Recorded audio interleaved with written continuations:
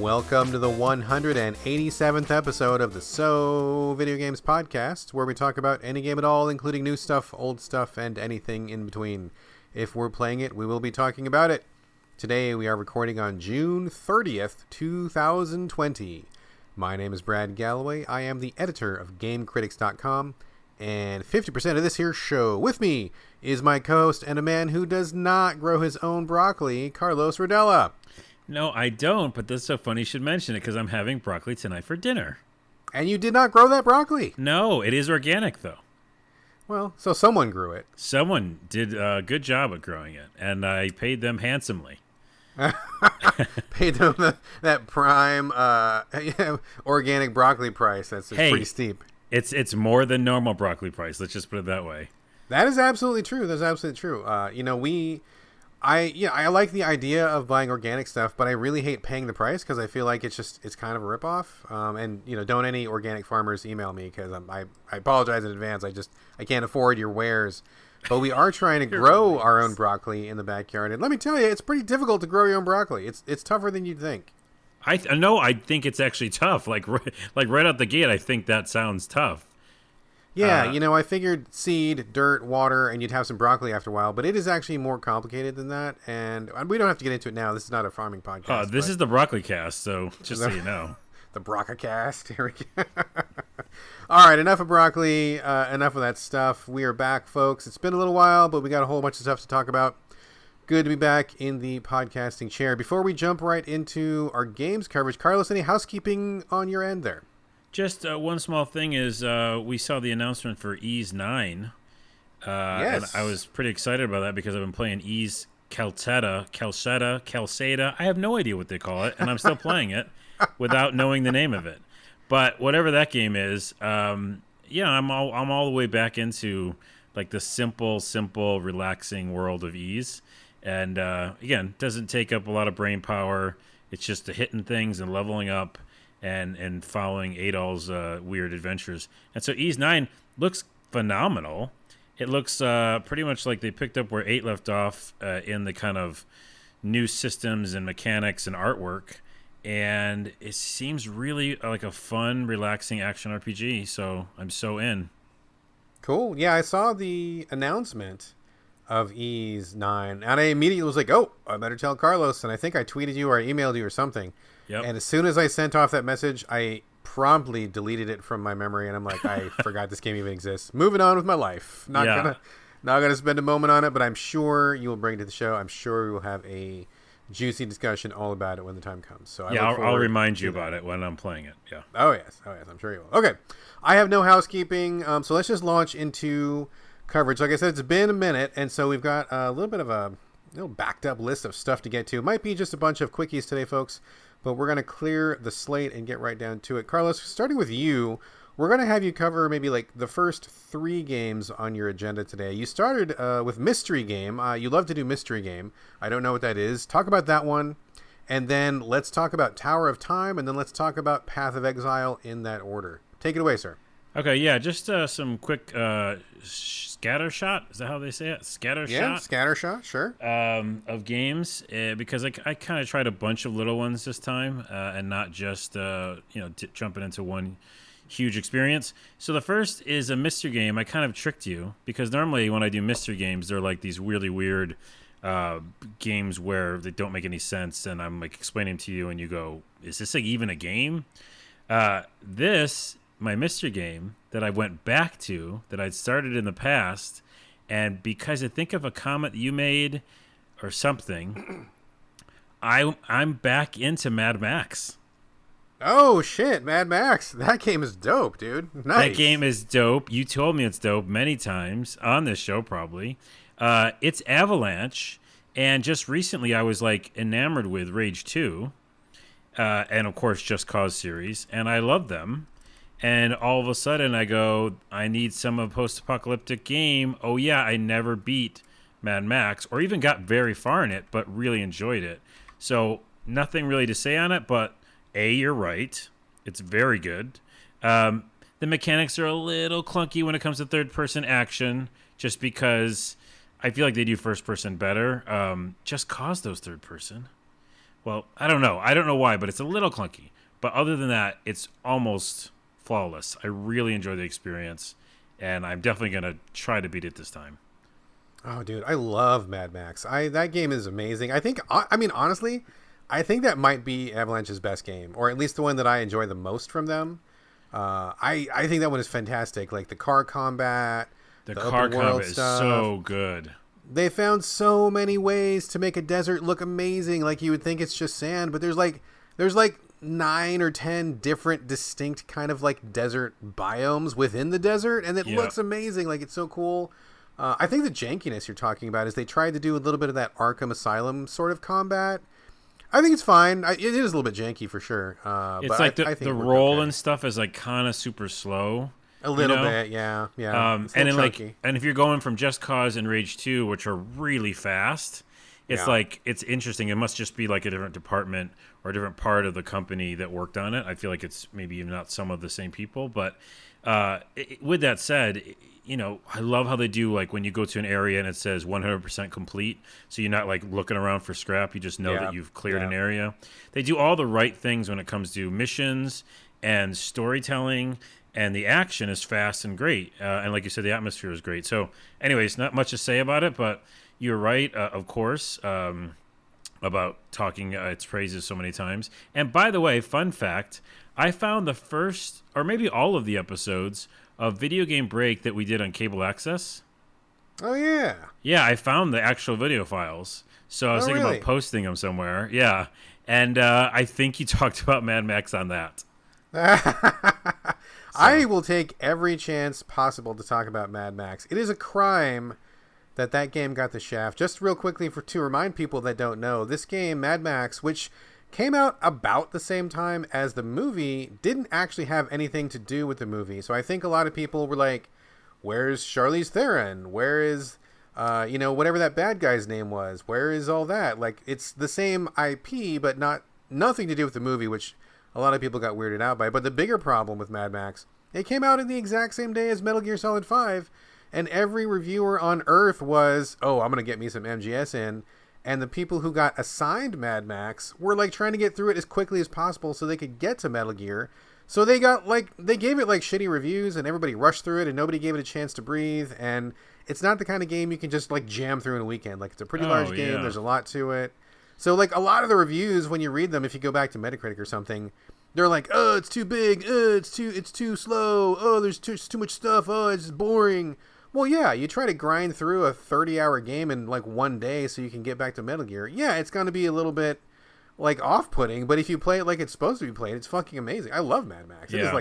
It is a great game. I think to your point, and my closing statement is that it does feel like that kind of action RPG in a way where you're not really leveling up per se. I mean, you kind of are with your car and stuff, but it's more about like, yeah, exploring the world and just kind of doing these missions and getting lost in that and enjoying that part of it. Like, that's why I'm playing it, man. not It to is- rush through it. So It is such a beautiful game. Like, if you're rushing through that game, you are missing half the game, because just like taking in the view and just like the atmosphere. I mean, like, there's some parts of that game that are like so beautiful. Like when the storms hit. Have you been through a storm yet? I haven't been through a storm yet, but or I might have the first time I played through, because I played through for maybe 10 hours the first time, and that just another game was on my list that I was doing or something. Gotcha. But now there's nothing else. I'm like waiting for Ghost of Tsushima, which is in a couple weeks, and so until then, it's just all Mad Max for me. I'm just going full in. Oh my god, I love Mad Max so much. I love that game. I'm so glad you went back Okay. to it. The best. Love I'm that game. afraid Okay. now. I'm afraid it's gonna be like you're just gonna talk about that the whole episode. This is now the Mad Max episode. Forget Yeah. all the other games. We're just talking about this for the next 2 hours. Okay, no. Moving Okay. on. Moving on. Tower of Time. Tower of Time. Yeah, this is a weird experience about Tower of Time. So I get hungry for new games. This is what I do. I might be a gameaholic. I just decided. I do want all the new experiences all the time. And yes, I've coined that phrase here, gameaholic. I just imagine the two of us like sitting in like a dingy, like like a veterans hall or something, sitting in a circle on these folding chairs, holding these like cold cups of coffee, and you're like, my name's Carlos and I'm a gameaholic, and they'd be like, hi Carlos. Well, we could do it 'Cause right I'm now if also you want to gameaholic. reenact that scene. I have a We just mild. did. Oh, we did. We just did. Yeah. I was gonna say I have a mildly cold cup of mocha and I am admitting that I have problems. Well, admitting you have a problem is the first step. Well, I've admitted. I think I'm into the third and fourth steps. So what happened is I was hungry for a game. There was nothing new on the PS4 store. I'm really crazy for my PS4. I always look for the newest games. And there was one I saw a week or two ago called Tower of Time. And it looked like top-down view, almost like a Diablo-esque, but with turn-based. Yeah, like a dungeon crawler or something like that, right? A dungeon crawler, but with turn-based. Like a lot of really good, like, pausing the game, planning out your moves. And I remember how you were talking so much about Desperados 3 and how I wouldn't like that version because it was pretty tough and it might just kind of discourage me. But this, I was like, oh, there's little RPG elements with turn-based. I do like that, and I bet you I could probably, do fine at it.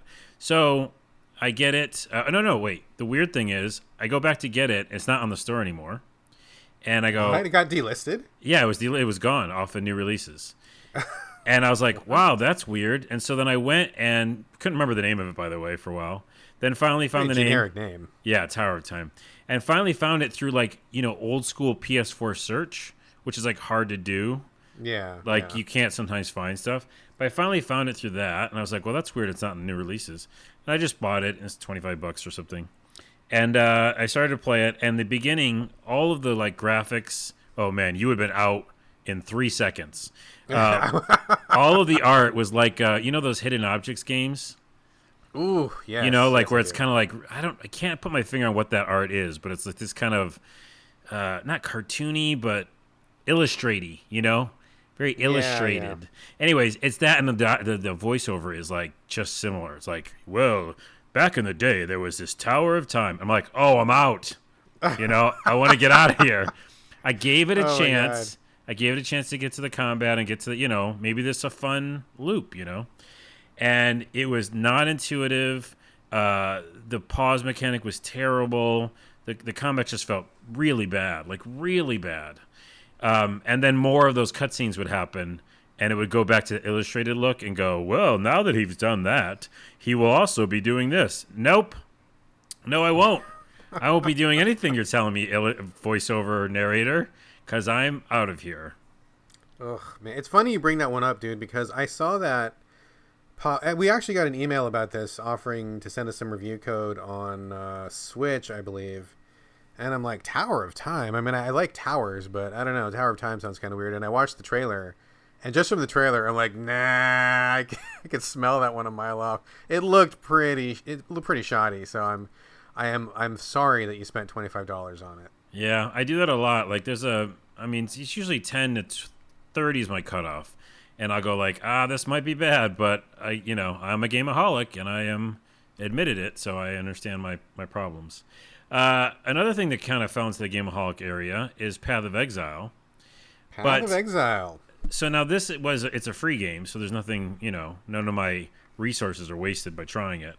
But I was watching a GDC talk about it with the developers, and they were talking about how they were working with the game to keep players, add new features, and just I kind of got lost in this kind of the economics of it and was really interested. And of course, I think it's out there that I'm working on a game at work, my day job, and our game's going to be free to play as well. So I was like, oh, that's just interesting of some of the mechanics of a free to play game.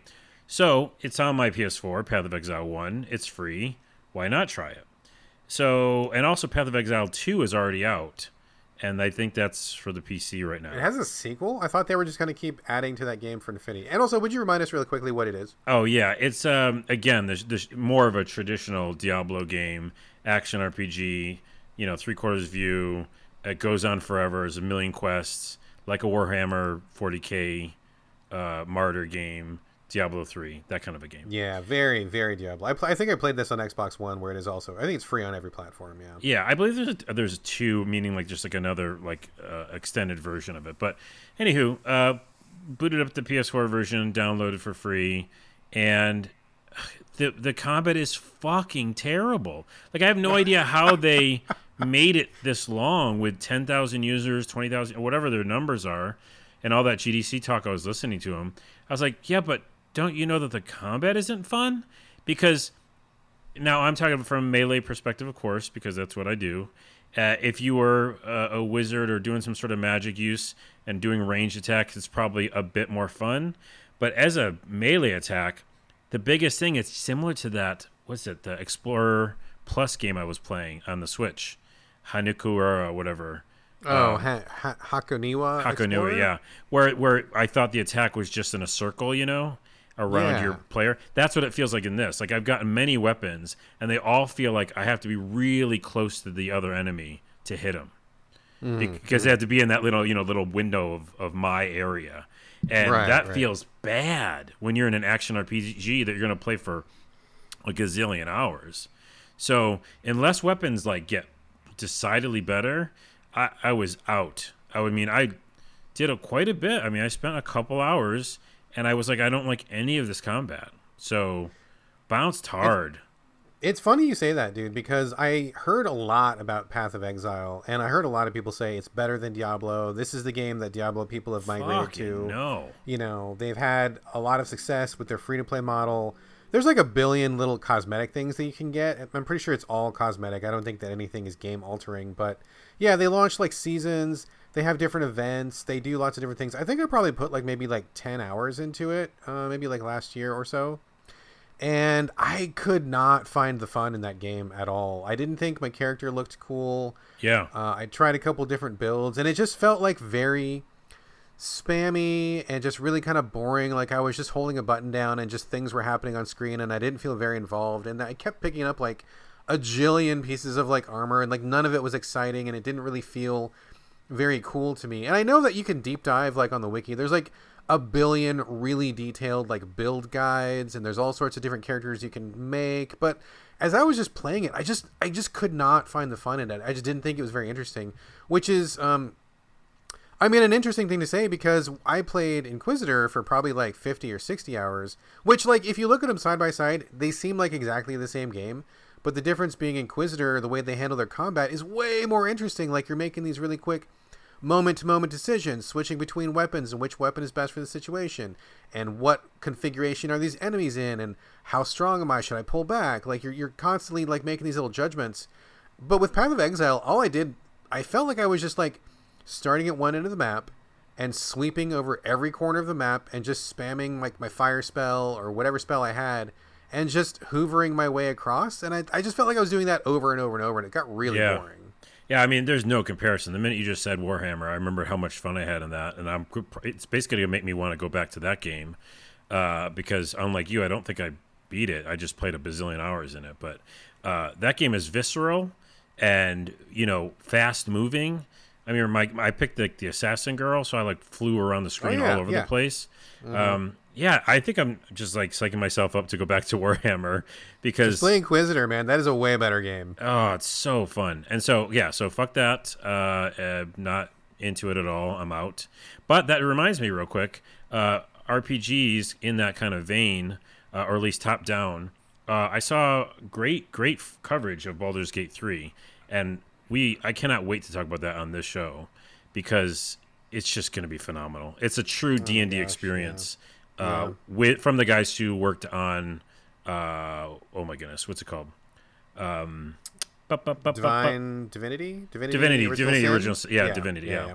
So anyways, that's just a side note. That's gonna be I'm kind of excited for that, but people were saying that game is going to be the biggest game ever made of all time, and I'm ooh, it's probably really cool, but I don't want to sign up to give my entire life to a game. they're saying more than 150 hours for the first area of that game, and I'm fuck, dude, that seems like a lot to me. I don't know about that. I think what's going to make it big is the fact that you can do so much in it, which is what I've always wanted out of games, is truly doing things different ways. And so I don't know if that's, I heard the developer talk about it and go through it. I think it's just a lot of really cool dynamics, but I don't know about that long. But I'm excited. Those guys are good developers, man. I've dipped into some of their games in the past, and I've basically liked them, but I haven't really gone whole hog in all of them. But I do enjoy their work. I have a lot of respect for what they do. So it's probably going to be amazing. Yeah. All right. Well, moving on. That's some quick hits I had. What else did you have? Do you have some quick hits? I have a lot of stuff. Yeah, I got definitely some quick hits. I'll go too deep, and then we'll switch back to you real quick. First off, I want to name check a game called 1971 Project Helios. Oh my goodness! I'm sorry. I almost started that like 6 times. Did you buy it already? No, I wanted to buy it like 6 times, and I kept going like, I don't know, me and strategy, but I'm excited. Nah, don't buy it, dude. Don't buy it. Okay, don't okay. Buy it. Dodged a bullet there. The developer, full disclosure, developer sent me a code to talk about it on the podcast, which is what I'm doing right now. They are from, oh man, I feel terrible. They are from, I want to say South America somewhere. I really apologize. I meant to write this down, but we don't do notes in the show, and I just forgot.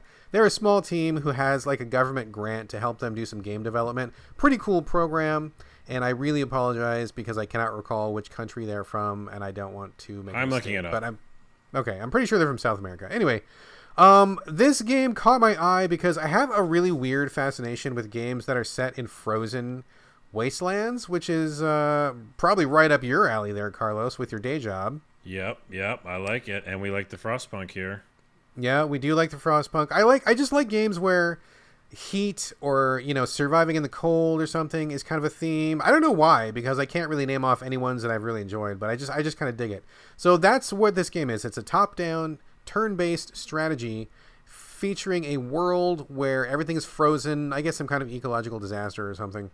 What really caught my eye were the character portraits. I thought they had a pretty cool art style, kind of realistic, but also like slightly on the cartoony side. A pretty cool blend of those two styles.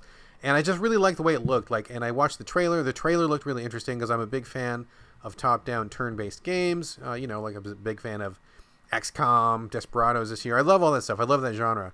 So I jumped into this, just wanted to check it out. And I have to say I had a pretty negative experience. To start with, I think the code that I was sent was really just buggy, or something happened where I was getting like the debug menu on every screen of the game, and I do not think you're supposed to get that. It was What? Yeah, it was like there was like a little menu of options would come up, and in the corner it would constantly tell me like what the frames per second, how fast the game was running, and I'm like, oh yeah, I don't know even that. That's the debug menu for sure. Exactly, yeah. And then there was like this other menu like of all these other options where it was like, combat, true, false, and if you hit the false, then like combat would go away, and if you hit, there was like all these options where I'm like, dude, okay, I know I'm not supposed to be fucking with this stuff. I should not be seeing the debug menu. So I didn't touch anything on the debug menu because I'm like, oh man, I'm going to mess this up. It's going to fuck my game up. I don't know what's going on. So I ignored that and I just tried to play the game as is. It's a little bit interesting because what happens is you have your top-down squad. You're walking in real time through a map, and it looks kind of neat. And whenever you get close to an enemy, all of a sudden, like, grids appear on the ground, and then it goes to turn-based. So, like, you're walking in real time, hit an enemy, boom, it's like turn-based. Kind of a neat little transition. But the combat is just really just super bog standard. I mean, nothing really interesting about it. As if somebody said, hey, just make me, like, the most generic turn-based strategy game you could and just check all the boxes, but, just give me, like, the baseline turn-based. That's kind of what this felt like. It just didn't have a lot of interesting characters, didn't have a lot of interesting development. I mean, I started playing it, and after like 3 or 4 battles, I was like, okay, I get it, but it's just not that interesting, and the art is nice, but the art itself is not enough to carry the entire experience, so I noped out of it pretty quick. I hit a couple more bugs before I left the game. I had a crash to desktop, or crash to PS4 desktop anyway, and a few other weird things happened, so I don't know if this game is ready for prime time. Even if it was, I suspect there's probably not a lot there, considering turn-based strategy fans have a lot of really good choices available right now. It is a very rich genre at the moment, and you're going to have to bring your A game. Unfortunately, this does not look like your A game, so I give a pass to that one. Yeah, you give it a pass, but I have a question. So yeah, I like the art a lot, actually, and that's why I kept it's cool going art. back It's to good it. art, yeah. And the fact that one of your characters is a dog, which seemed cool. Also very cool. Yeah, and then the factions. By the way, one of them is called Scavengers, which is funny. the video game Scavengers that I'm working on. Anyways, and also there's resource management. And by the way, they're from Madrid, the team. Oh, Spain. Okay, yeah, okay, Spain. my bad. Okay, thank you for looking that up. So and there's skill trees. I mean, I would wonder. I would posit that maybe this game is I think going for the story part of it first, and like the turn-based combat, it's just kind of a mechanic along with it. So I'm wondering if we gave it a chance, if further on the story would be more interesting and compelling than the actual minute by minute combat. Because that's what it feels like to me, and that's why I've almost picked it up 6 times, because of the world that they're building and the stories that might come out of it. But I don't know. I mean, I agree, because I had that same pull. I mean, that's what really drew me to it in the first place. Like, I'm getting that same vibe, and I totally understand what you're saying. But after about 45 minutes with that game, I was totally ready to be done with it. So I don't recommend it. If you want to give it a shot and maybe it'll hit you differently, go for it. But I'm going to give it a big thumbs down. I do not think it's ready for prime time. This is a weird review because, or well, kind of co-review. They said there's 3 different endings as well. And I think I'm going to buy it. Well, because remember, we disagree, here and there. We do a fair amount. And I mean, that's true. I think this is really focusing on the world and the story, and I do like the Frozen world. And it is funny because Frozen World Scavengers faction. And holy shit, I think I just talked myself. Your bad review is just talking me into getting it. That's fair. That's fair. I get it, man. It looks like a cool game when you're looking at it. I totally agree that it looks very cool. Well, okay, what I really mean is when you say, and this is a little bit of deep dive, and I think for our listeners it's kind of interesting. When you say the turn-based combat is nothing to write home about, and there's a million other ones out there, that intrigues me because no, seriously, because I want simple when it comes to turn-based, right? Hear me out. Okay. And I don't want difficult, and usually difficult means complicated, right? Like if there's lots of things going on. That's a fair point. That's a fair point. And I go, I don't want to manage all these things. I'm confused. But if it's easy-ish, like what's the most basic one for Nintendo? Oh, my goodness. Oh, my God. Like those simple. Oh my goodness, what is it? I have no idea. The tactics games on Nintendo, like, are you talking about Fire Emblem? Yeah, like Fire Emblem, that kind of stuff, right? That stuff you're not thinking about the systems. You're just like, can I make it work? What's the puzzle? And that's a bad example for story, though. I just think the idea, if you say it's simple, that means maybe I can get through it, and it can be not as difficult and not as complex, but also I can actually, focus on the story part. I'm buying this game. That's it. I decided.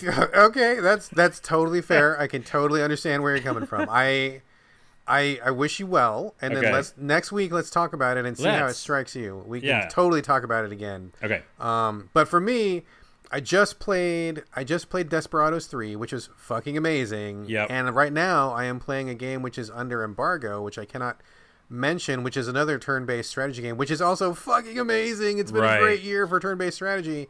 So this one does not, Helios does not rate with me because it just can't play in this ball field right now. But let me know how it goes. I'm very interested to see what you make of it. Yep. Okay. I'll let you know. All right. Moving on.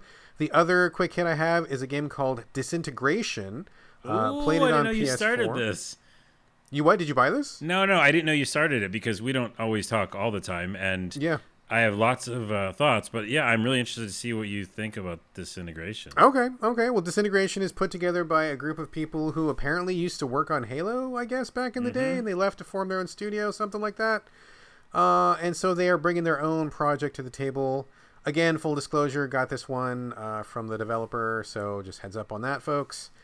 You play as, I guess, a robot who flies a hover vehicle, and you are kind of like the commander of a squad. So you see the game first person, but the members of your squad are robots that are controlled by the game's AI. You don't control them directly. You just kind of tell them, hey, go over here. Like you're on your hover vehicle and you're above the battlefield, right? And so you're kind of scanning around being their commander. And so you say, oh, attack these guys over here. And you like ping whatever it is you want them to go do. And then your little robots on the ground will like run over there and like attack that other enemy robot, or they will scavenge the loot, or they will, like take cover somewhere that you tell them to take cover.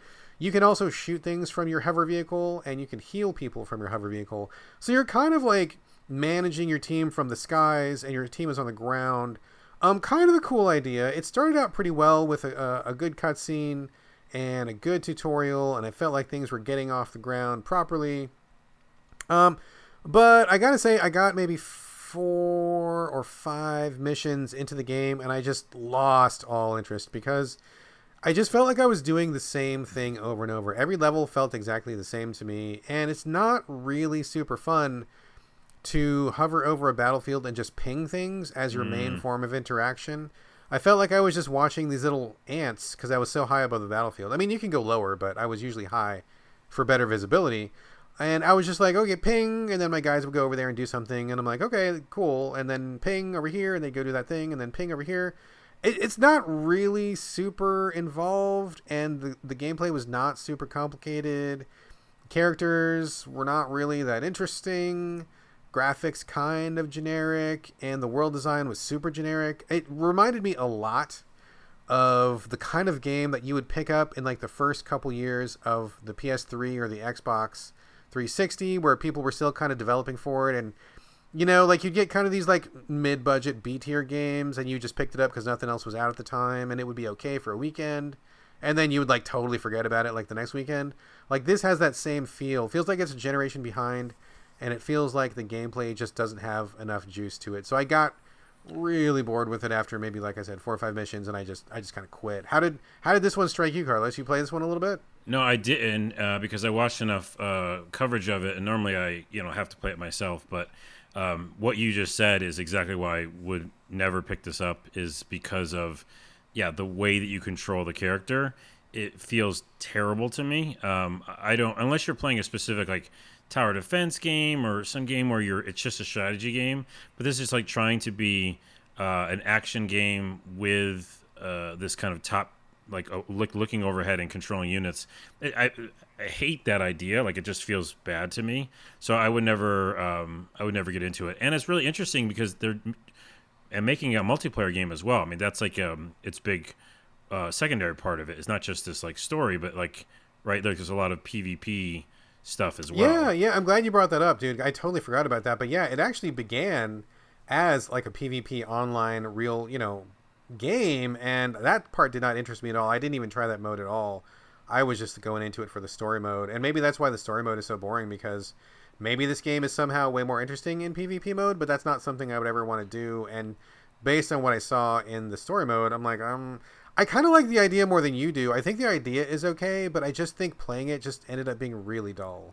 Yeah, I think what you said is also what turned me off originally, because I think I heard through the grapevine that this team was creating like this really interesting new different kind of PvP game, and I think that they tacked the story on after. I don't know. I mean, I wasn't on the ground for that, but but overall, I don't like that gameplay, the way it looks. I wouldn't want to play that type of game, so I'm out. But oh well. So that's a thumbs down from me. Let's kick it back over to you, Carlos. You have been playing more of The Last of Us 2. You have further thoughts. I have not been playing it, and I'm kind of glad, because it is a shit show in social media right now. It is a giant cesspool of hot mess, and I'm really glad that I did not get into it right now.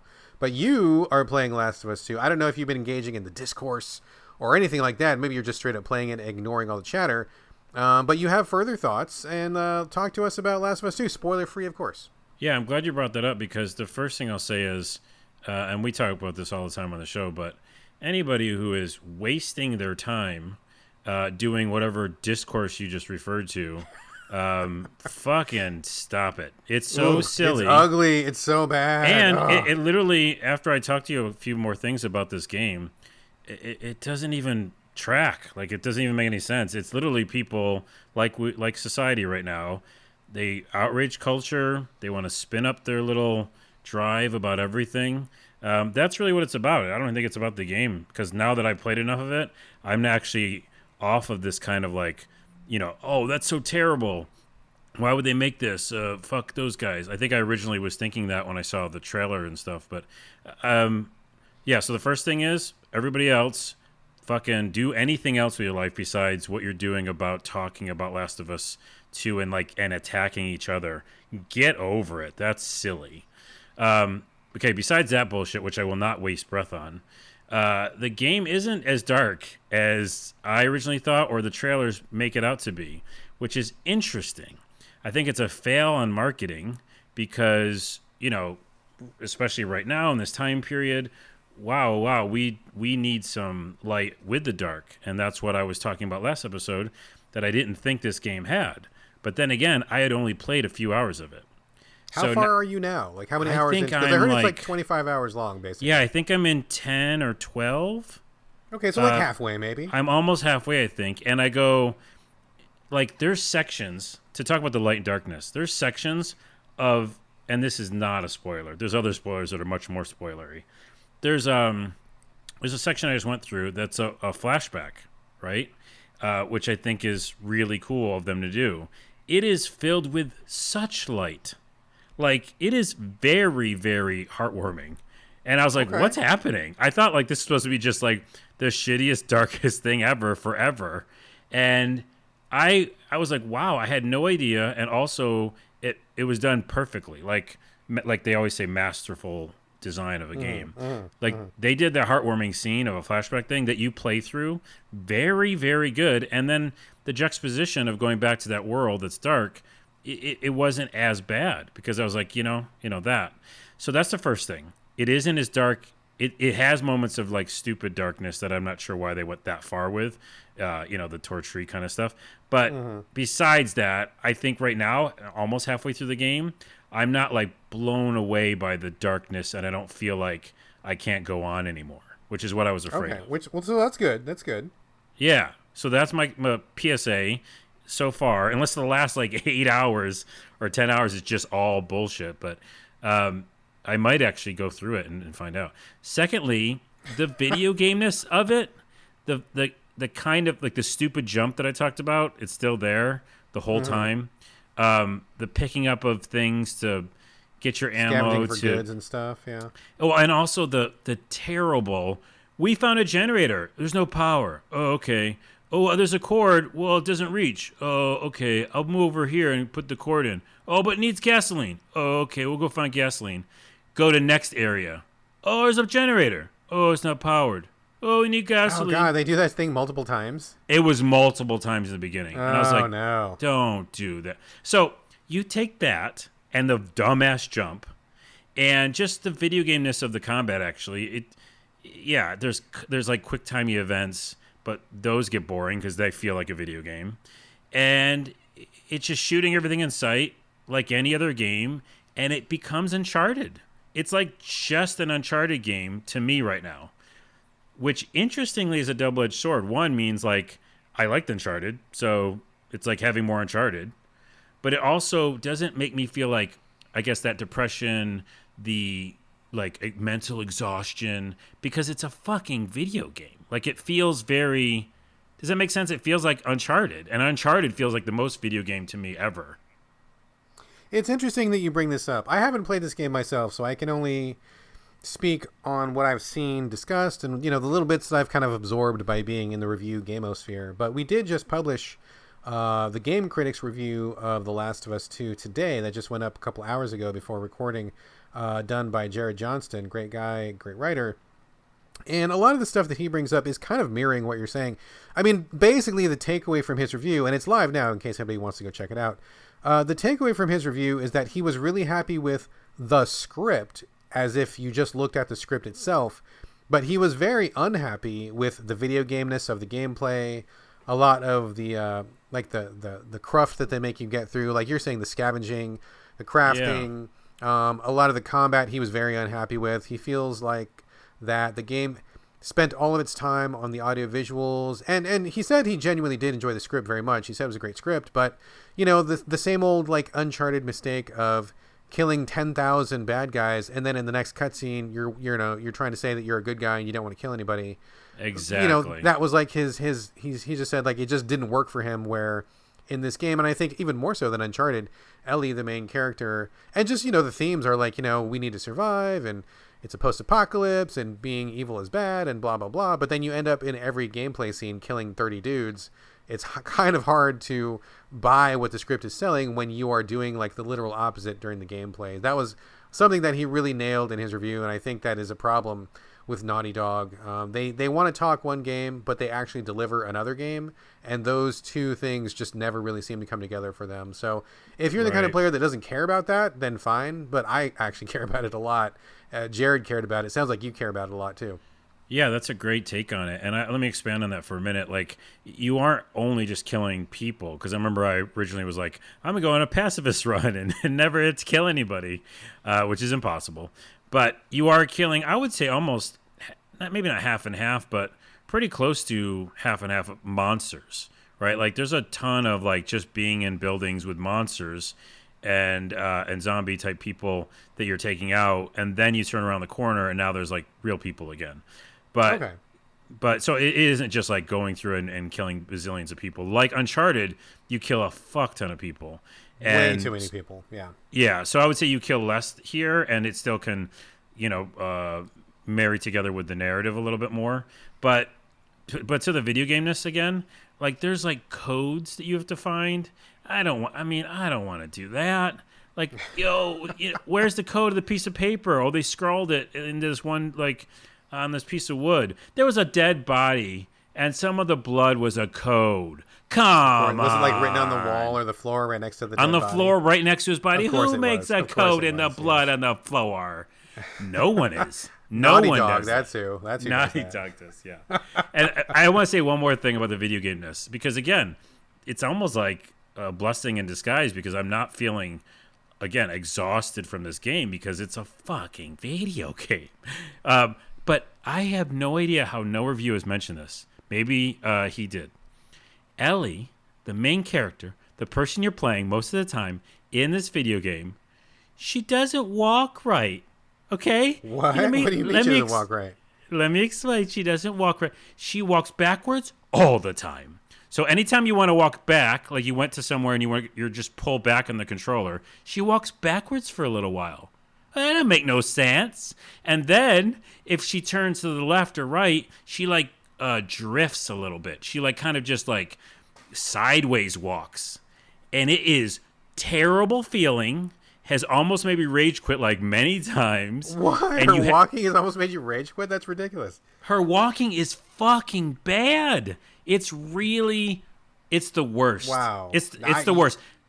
What? I am so surprised. You could knock me over with a feather right now because I haven't heard anybody mention the walking. That's what I'm saying. I don't know how they're not like, talking they about have it. this, the mocap studio, they spent millions on this like realistic motion. Maybe that's how the actress actually walks. She better, because if they spent all that money, man, I guess she walks backwards all the time and sideways.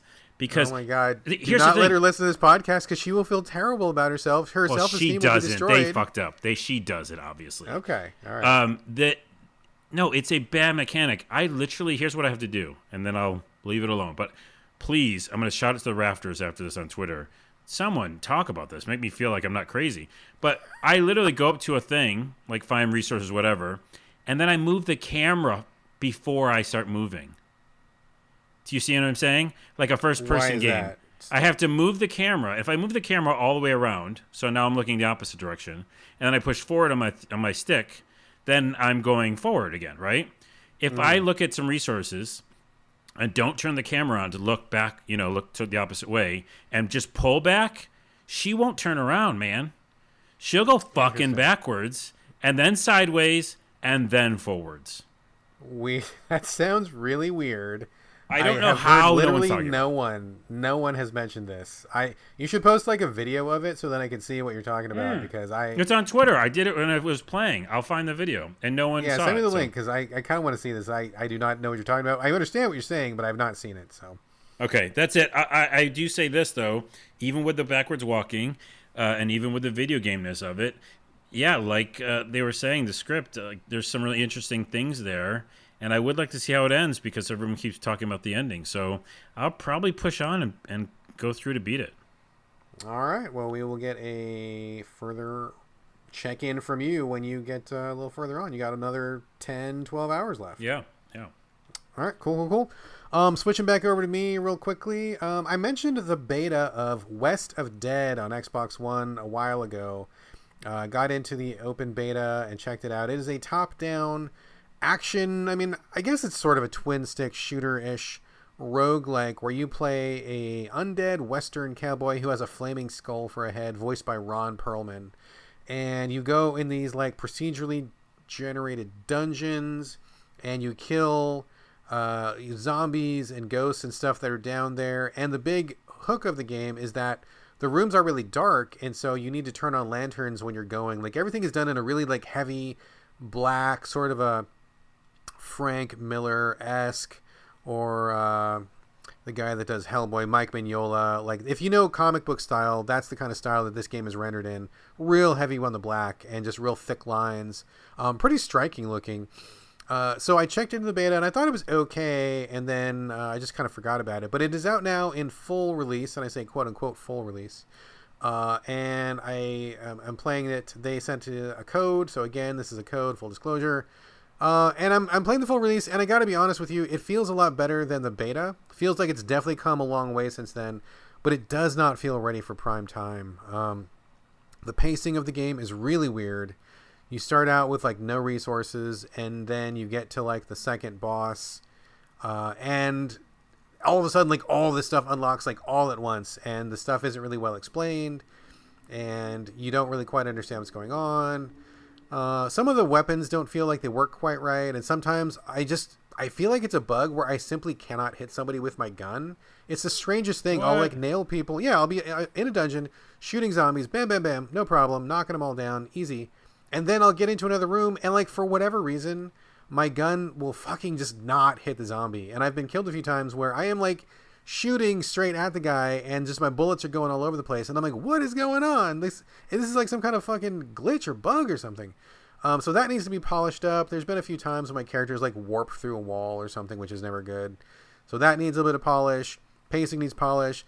The unlocks, if you collect a resource that you get in the dungeon, you can unlock new guns, unlock new skills, and that's a pretty cool thing. I like that in a dungeon crawler, especially in a roguelike, because it kind of keeps you going. Like, you may not beat the game, but if you unlocked a brand new gun or you unlocked a brand new power, then it gives you enough excitement, and you're happy that you want to keep playing because you want to keep unlocking. The pace of the unlocks is really off. Like, it'll be like your first gun to unlock, collect $5 or whatever the resource is. Second unlock, $100, and you're like, okay, dude, look, I'm not going to play this game 27 times to earn enough resources to unlock the next gun. Like, it's too much. It's too much. So I like this game a lot. Like, I think it feels a lot better in general. It looks a lot better in general. Once I started unlocking some stuff and started seeing the pieces come together, I'm like, okay, yeah, this is pretty cool. Like, at one point you unlock a little bit more story, and then you unlock these extra bounties that you can do, and then you unlock like these little teleport things that save you the time of walking back and forth. Like, once I started unlocking the stuff, I'm like, okay, yeah, this is cool. Game's coming together. I get it. I like it. But it took way too long to get there. It doesn't feel like those things are put together properly, and the pace is fucking crazy. The mechanics are a little janky. I mean, it needs another like 6 months in the oven. And I feel like this is really on track to be a pretty badass game. Like, I really like where it's going. It is just not there yet. Yeah. So yeah, that happens. Like, I feel like there's so many like great potential, and we talked about a lot of that on this show, where you're like, wow, this has so many elements that are cool, but not yet. Yeah. It's. I'm gonna come back to it. I mean, as I say all the time, I said on the show a million times, the best time to play any game these days is 6 months after release, because it gives the developers time to patch and to balance.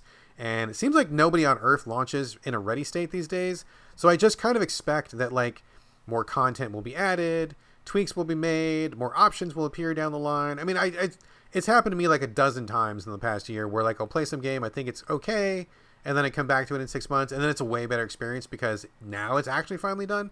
I feel like if you come back to West of Dead in 6 months, I feel like it'll be a pretty awesome experience. Yeah. Right now it's pretty good, but it's not quite there yet. So come back in 6 months. Okay. We'll check back in. Check back in. Another shout out goes to Goosebumps, Dead of Night. Do you know the Goosebumps franchise, Carlos? I know of it, yeah, and actually I scrolled by that game today. It is a crazy little game. I agreed to talk about it on the podcast because my son likes Goosebumps, the franchise. He doesn't read the books, but he likes the TV show that was on like in the 90s. We watch it on Netflix, and he likes those little... It's like mini Twilight Zone episodes that are really scary. Mm-hmm. So he's into that, and we started playing it. What this game is it's a first-person horror game slanted for kids. So it's for, like, 10, 12, 14-year-olds, or anybody who is into the Goosebumps franchise, I guess. Or maybe you've seen the movies. There's a couple of movies starring Jack Black that came out a while ago. You're inside a haunted mansion, and you need to find pages of a magical book. But what happens is you can't fight and you can't do anything. So it's like one of those horror games where you have to run and hide. One of those hidey, powerless, can't fight back games. And it freaked my son the fuck out. He could not handle it. He was like, this is way too scary. I don't like not being able to do anything. I hate having to run away. There's no way to kill these monsters and then chase you all the time. He's like, fuck this, I'm out. What a weird genre to pick for that type of franchise. It is a little bit weird because the graphics are fairly bright. Like, it's not dark. Like, it doesn't look like Resident Evil 7 or anything like that. Like, it looks bright. The monsters are not really that scary looking. I mean, there's like a werewolf. He's got high top shoes on, and there's a zombie. Yeah. Who's got, she looks like she's like slightly dirty, but she doesn't look rotten or anything. She's not like decomposing. And there's a puppet, Slappy, the famous ventriloquist dummy. He's in there. So like, it's got some slightly goofy elements. It's fairly bright. It's not too creepy looking, but that tension of I need to get out of here because I can't fight back and this monster is chasing me was way too much for my son. It was just too much. He could not handle it. I got my wife to play it a little bit, and she jumped into it and checked it out, and she was not a fan of it either because I think she does not appreciate that gameplay as well. She's way more on the Resident Evil, I'm going to shoot you with a rocket launcher side than she is with the run and hide genre. So I think that if you're a kid and you want to play something that's creepy and is kind of getting into like more of a straight up horror genre, like this is actually a pretty good adaptation of that. Maybe if you're a kid that likes Five Nights at Freddy's, or maybe if you can handle a little bit of the scarier stuff and you want that like disempowering genre where you just can't do anything and have to hide, kind of like Alien. What's that Alien game? Isolation. Yeah. Isolation, or the one that has the Outlast. Outlast is like Outlast. that. Yes, you knew exactly. Thank you. You knew exactly what I was going for. I was going to say the big weird naked guys and the flashlight. That's Outlast. If you like that kind of game and you're a kid, I guess. I know that's what I'm saying. The juxtaposition of those two moments. That's weird. It's strange, but it's there, and I do think it's appropriate for kids because there's nothing really bloody or gross. Although I will say there are a couple really nasty jump scares where everybody, like I was playing it, or my wife was playing it, I was on the couch, and my son was on the couch, and we were all like as a family watching my wife play, and like all three of us like jumped up off the couch at the same time. None of us appreciated that because we do not like to be jump scared. So it's got some nasty jump scares, but it's not gross. It's not dark. There's no blood. But it is a little bit scary. So maybe check it out if you got a kid who likes the scary stuff. It's not too bad. Yeah, that's such an interesting juxtaposition of like player needs, which is like you are young, you don't want things too gross or monstery or scary, but you do want to be scared, but not too much. But you don't like the idea of having any power in a video game, but you also don't want to get too gross. We got a game for you.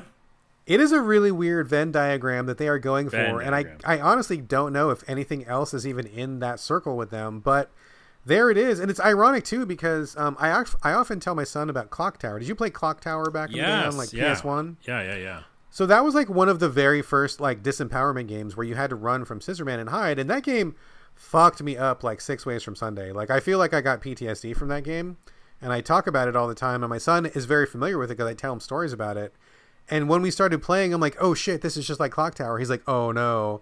And he was like, I don't want to play that game that like messed that up. So like he was out. And it's kind of scary. It's scary to be disempowered. So if you got a kid that wants that or needs a gateway game to get him into something scarier, if that's even a thing, then Goosebumps is your game. There you Check go. that one out. All right. One more game, and then we have one. We maybe got some listener Q&A. We'll see. Carlos, we were sent a couple of codes by the publisher to discuss Arcade Spirits on the Nintendo Switch here on the show. I played this game, actually finished it 2 nights ago. How much time have you spent with Arcade Spirits? Whoa, you finished it. Well, I feel like this is a game right up your alley, I would say, from what I know of the games you like on this podcast, especially for the Switch. It's not necessarily my type of, or my cup of tea, but I've played it about an hour and a half, so not very much. Although I don't know how long this game takes to beat. But I have definitive opinions about them already. So I don't think my opinion's going to change too much for, getting through the whole thing. But you might tell me otherwise. Well, I'm going to let you talk first, but we'll recap what it is. Basically, it is a visual novel / dating sim for the Nintendo Switch. It's got hand-drawn art. It's like still pictures and a lot of text, like a lot of reading, visual novel. The premise is that you are a person who is kind of lost their way in life, and they have a phone app, which is kind of run by an AI, and the AI says, hey, if you get a job at this local arcade, it's going to turn your life around. It's just what you need. So you go down to the arcade to get a job because you feel like you're a loser and you want to turn your life around. And once you get down there, you meet a whole cast of characters. It's like, I want to say it's like 4 men and 4 women of various sizes and flavors. And you can either play the game in like a friends only mode where you're just going through the story of working at the arcade, or you can also participate in the dating sim side where you can, kind of, romance either the men or the women, whatever. Your character is pretty gender neutral. Like your character looks like basically exactly in the middle. So they're not, you could conceivably see them as a man or a woman. They're pretty in the middle. And you can also pick your pronouns, which is cool. So I think it's great they give you the option to kind of play that how you wish. Mm-hmm. But then you get down there, you meet them, you can romance them if you like, or you don't have to. And then you kind of go through the story of working at the arcade. Again, visual novel / dating sim. I have some thoughts, but Carlos, I think I probably play more visual novels than you do. How did this strike you, or what were your thoughts about it? Yeah, in the beginning, the character creator was kind of interesting. And like you said, it was like, I was like, am I picking male or female? Oh, wait, it's just a person. And then you're just changing hair and color style and skin colors. You're not like, yeah, you're picking your pronoun, but it felt like one character instead of like all these little sliders, Right, exactly. Which is interesting. And I made someone who represented me, and I was like, okay, cool. And so I did that, and I got started. And yeah, visual novels, they have to be really interesting, compelling stories for me to be into them. For some reason, it's hard to hook me. Or the choose your own adventure-esque part of it has to be really interesting. Like I have to feel like my choices and my consequences are big time.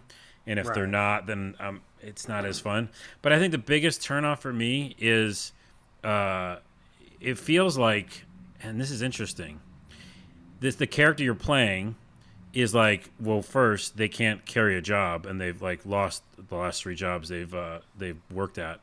I've never lost it. I think I lost 1 job in like 40 years or 35 years of working.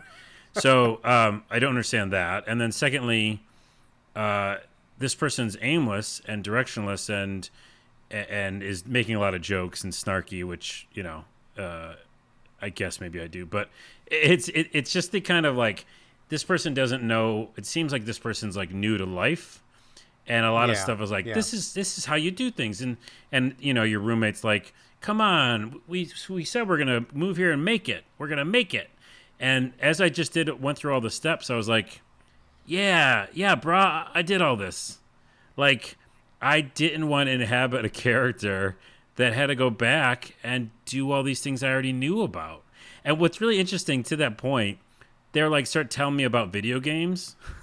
when you get to the arcade to like get a job at the arcade, they're like, oh yeah, you know how back in the 80s, the video games actually almost went away. I was like, yeah, I lived through it. Yeah, I mean, I had the Atari, you know what I mean? Yeah. So for so much of this game in the beginning, and I did some of the funny romancy type stuff a little bit to go that route and see what that was.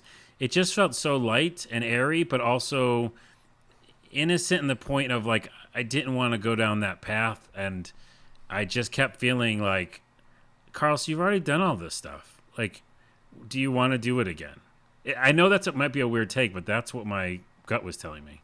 That's not a weird take at all, because I honestly have that same reaction most often with JRPGs, where someone will recommend a JRPG that has like, quote unquote really good story or something, and it's just another one of those special teenager finding their place in the world, collects a band of friends and like does whatever, and they're the chosen one or something. Like I totally don't want to play teenagers anymore. Like I've been through that phase. I was a teenager. I am no longer a teenager. Like, I think it'd be really interesting to play games where they have like a mature adult who knows things, and would have a different set of challenges. Of course, I mean, it couldn't just be just a free ride the whole time, but like that coming of age thing, I kind of agree with you. I'm done with that, and I don't want to go back to it. And I don't think that, for me anyway, and maybe for you, there's not really a lot of interesting stuff to mine in that period of life. I think we're both kind of been there, done that, moved on. So that's a really interesting point. It doesn't strike me as much with visual novels, but in JRPGs a lot. But I totally get what you're saying. For me, this is an okay visual novel. It's not the best one I've played. It's not the worst, and I've played a lot on Switch lately, and there's actually been a lot of really, really good ones on Switch. One thing that kind of threw me about this was I kind of like you. I didn't like my character very much.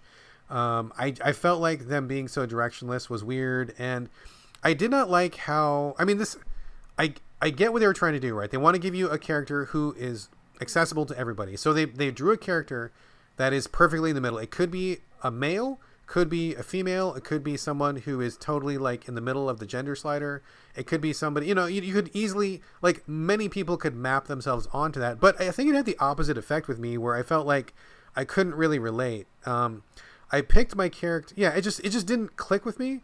And it would have been cool if they had kept that character. Like, I like having the option. It's awesome. I'm sure some people will like super appreciate that. And then just added like 2 more models where one was like clearly more a female and one was clearly more a male. There was something about that was kind of dissonant for me, and I had a little bit of trouble clicking with that. Or alternatively, I would have been kind of fine if I never saw my character at all, because I would see my character in certain cutscenes. Like, you don't see them for most of the game, and then once in a while you'll have like a romantic date or something, and then you see who you're supposed to be, and I'm like, that doesn't look anything like me. And I can't imagine myself in their shoes. And it was just this weird kind of thing. I'm sure that a lot of gamers and people have that same experience. That's really why we need to see more representation. We need to see more people of color on TV shows, like, because it's white people most of the time, and a lot of people are not white people. And so if you're constantly seeing white people, you don't identify. I totally get that, and I totally agree. And this is one case where trying to do one size fits all didn't really work for me. But I get what they were going for. I think it's an admirable goal. The other problem I had was that I just kind of didn't really get very involved in the working at the arcade story. That didn't really hook me too much. It was okay. I mean, the writing is actually pretty funny in parts. I think the writing is clever. I just didn't really feel much about working at the arcade, and the romantic options for me, I wasn't really too interested in many of the people that were there. Like, I get that they were trying to, like, okay, here's like a big daddy bod kind of guy, and here's a more athletic kind of guy, and then here's like a super athletic lady, and here's a lady who's maybe a little bit, she's like more nerdy, and she, like, they were trying to hit like all of the high points, and I get it. I just didn't really click with anybody. The person I clicked with the most was my roommate, and she turns out to be the secret romance. So for like 3/4 of the game, it does not look like you can romance her at all, and then right as you're almost done with the game, if you've made all the choices correct all the way up through, and actually I did. I just luckily did all the choices correct. Didn't plan it that way. Then you get an option to like romance her. So I chose her. I liked her more than anybody else. But I don't know. I just didn't click with anybody. I just didn't feel like excited to go through the dating sim part of it. And I didn't really feel super into the job part of it. But I enjoyed it. I mean, I think it's pretty well done. I mean, I think it hits the high points that people generally want to do. I laughed a couple times. I mean, it's not bad. It just didn't spark with me, Yeah, it seems like we have very similar thoughts then. It's like, yeah, it's hard to finish something, although you finished it, so kudos to you.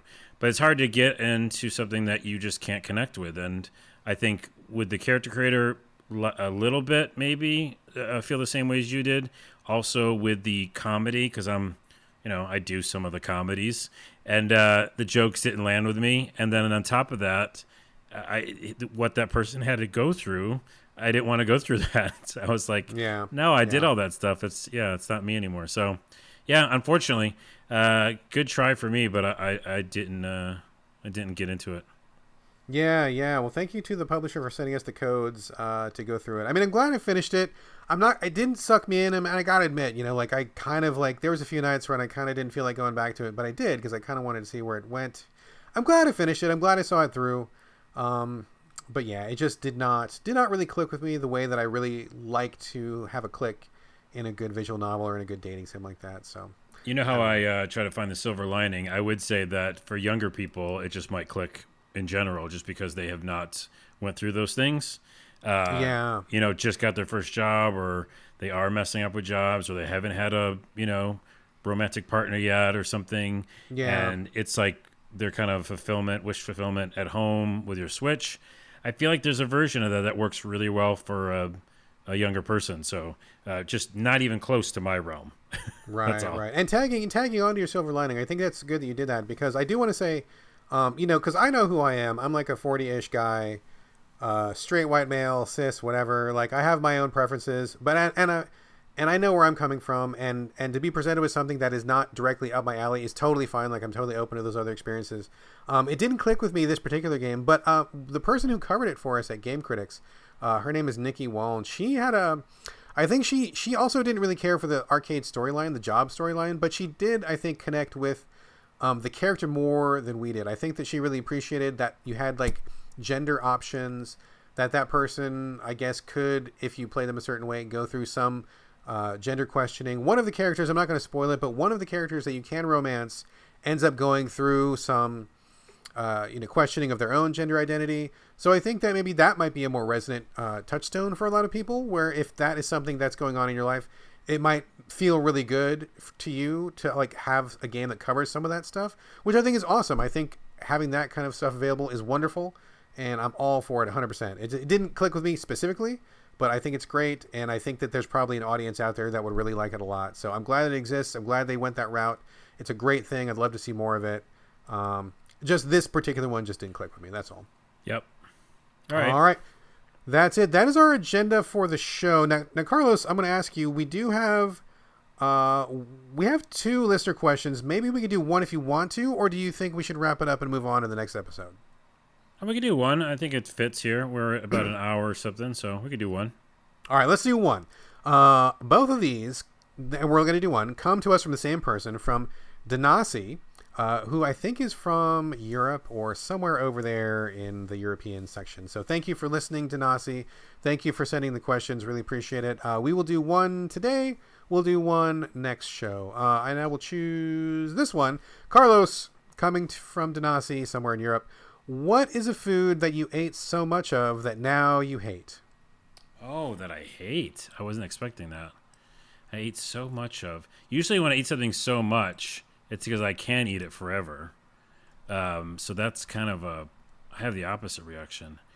I ate so much. Okay, this is a not real answer. I was going to say a fake answer, but it's a partial answer. Okay. When I used to work at Dunkin' Donuts in this touristy area in New Hampshire for the summers, and we get all the free donuts we wanted, obviously. And also, a fun story, a weird story, is that they throw the donuts out 2 times a day, so they had fresh donuts, which is insane and a terrible waste of food. That's a lot of waste, right? Yeah, right? You guys had a dumpster full of donuts or something, huh? Right. Well, what happened is after we were throwing them out, they went into this bag, not in the trash, and that bag went up to my apartment. And then I put that bag on our coffee table, and then when we had people over, they could all just put their hands in and get a donut. But the reason is, we had a gazillion donuts, and I love donuts, but I was like, okay, I don't want any more donuts. You're good on donuts for a while. Are you okay to eat donuts now, or do you still feel like you're a little bit averse to them? That's why I think it's like it's a fake answer, because I can still eat them. Well, how about you? I don't know, man. This is a really tough one because I'm a big food guy. I can cook really well. My wife cooks really well. I like to eat really well. We're doing a lot of cooking recently with the COVID-19. We're not going out to restaurants, so we're really focusing a lot on trying to make good dishes at home to kind of help, put some spark back in our housebound life. And, we're doing a lot of things. I mean, sorry. I just thought of 2 answers. Go ahead though. Okay. But I gotta be honest, Danasi, I really can't think of anything that I've eaten so much that I didn't want to eat. I think probably the closest I come was one time I bought a big tub of hummus. I really like hummus, especially if it's really good quality hummus. And I bought an extra big one because I'm like, I always feel like we run out of hummus too quick, and I feel like I never get enough of it. So I bought an extra big one. I was splurging one time. And we just started eating the hummus, and I think we ate the entire container, and it was a big container. And by the time I got to the end of it, I'm like, I have never had enough hummus in my life, but tonight I feel like I've had enough hummus, and I don't feel like I need any more hummus for a while. So I don't think I had it for like 6 months afterwards, but I've had it since then. So it's not like I kicked it out of my life forever. But I think binging on a big tub of hummus one night is probably the closest I've come to like overdosing on a food that I really enjoy. Yeah, I was gonna say, and hummus. I don't like hummus a lot, and I feel like that would just quickly become something I don't want to eat again. So I have two answers. One is the easy answer, which maybe it's for both of us. It's ramen noodles. Ah, ramen noodles. Right? Okay. In college, I think I had a bazillion of those, and now if I have them, I'm like, yeah, I don't think I want this anymore. Like, because that old trigger comes in and goes, you had a million of these, and because you were poor, and that's what you ate. It's what I had for lunch. It's what you had for lunch today? Literally had it for lunch today, yes. Okay, let me be specific. The shitty ramen noodles that are like 33 cents that have a lot of salt in them. Those are bad. Yeah, okay, those are bad. That's what I mean. I don't mean good ramen is great, out at a place or at home. So, okay, my real answer I think is also those little frozen. They were called Michelinas. I'm not sure if that's what they are, but some of those frozen things that are like the noodles are really bad when you microwave them, and again, I had a gazillion because I didn't have any money. And they're like lean cuisine or like little frozen meals, and they're the really cheapy kind. Yeah, for sure. Yeah, I'm not talking Amy's. Yeah. Like Amy's is still good. Get me a pesto bowl, I'm good. But like the really shitty ones, like I don't know if I can process. My stomach can process those anymore. I bought those all the time when I was working downtown because I didn't want to pack a lunch, and so I would often get those. And we were pretty tight on money, so I'd buy a couple of those. I would always get the fake pizza rolls one where it would have like 8 really cheapy small like pizza rolls inside a little thing, and they weren't even like name brand pizza rolls. They were Michelina's fakey pizza rolls, and they were pretty gross. But you're hungry, you've only got a couple bucks in your pocket, you got to get something to get you through the day. I mean, it filled up my stomach more than once on a day when I needed something, so I'm grateful for that. But yeah, I don't know that I would be coming back to those anytime soon. Okay, well, that's some answers. All right, we got some answers. Thank you, Danasi, for the question. We will get to your other question next time. And that is going to do it for this show. But before we go, as you just heard, we love to get questions and comments and feedback and anything from people who listen up. So please send us your thoughts, send us your questions. Hit us up, SoVideoGamesPodcast@gmail.com. We're on Twitter collectively @SoVideoGames. But you can hit us individually. Carlos, where can people find you this week? Yeah, I just did this little thing called the 8-Second Show on TikTok, and I'm going to start messing with that a little bit. So it's just 8-Second Show on TikTok. Check that out. Is that spelled out EIGHT or is it the number 8? Good call. The number 8 second show. 8 number second show. And the first one, got a bunch of views, and it was really silly. And I'm just trying to make like little statements in 8 seconds. So check them out. Okay. Sounds good. As per usual with me, you can find me on Twitter and Instagram. Mostly Twitter, but definitely on Instagram. BRADGALLAWAY. All A's, no O's. And that is going to do it for episode 187. Thank you again for joining us here at So Video Games. And we'll be back before you know it. But in the meantime, this is Bye from Brad. And what do I got for you? I tell you what. Here's what I got for you. If you like Goosebumps, right? And we were talking about Goosebumps earlier, and I forgot to bring this up. Hold on, there's a point here. Okay, I'm waiting. Here we go. I'm just doing a voice for no reason, but you mentioned Twilight Zone in your Goosebumps, and the new season of Twilight Zone PSA is very good. Okay. Yeah, because the first season was not, and I did not like it at all. And I'm telling you here from Carlos and So Video Games Podcast, which is not about TV shows, Twilight Zone Season 2. Get into it. Check it out. Fair enough. All right. Catch you next week, folks. Bye.